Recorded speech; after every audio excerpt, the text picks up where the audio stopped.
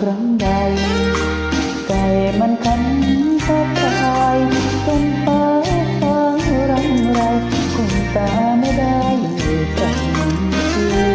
อยากโทรหาแต่ว่าสัญญาณไม่มียิ่งนานยิ่งห่วงคนดีแต่ว่าหน้าที่ที่มันยิ่งใหญ่ส่งไปได้เพียงสัญญาณความรักส่งไปด้วยความแรงมากที่รักจะรับได้ไหมดีกี่ทีก็ยังสู้พี่ไม่ไหวส่งมาจากสุดขั้วหัวใจส่งไปให้เธอคนเดียวหลับตานอนไม่ลงไปพวงเสียกัน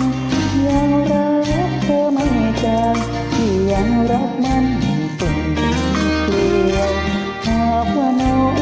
เปิดใจรับรู้แน่เชียวสัญญาณรักจะแน่นเหนียวส่งตรงคนเดียวไม่ลมไม่ขาด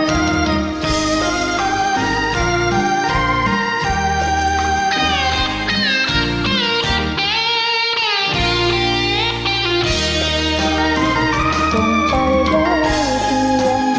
ยงสัญญาณความรักส่งไปด้วยความแรงมากที่รักจะรับได้ไหมกี่ทีก็ยังสู้พี่ไม่ไหวส่งมาจากสุดขั้วหัวใจ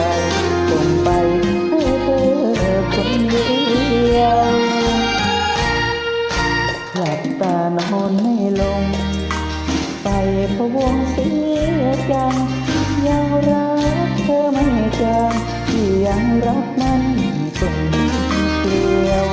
หากพาน้องเปิดใจรับรู้แน่เชียวสัญญาณรักจะแน่นเหนียวส่งตรงคนเดียวไม่ลมไม่ขาด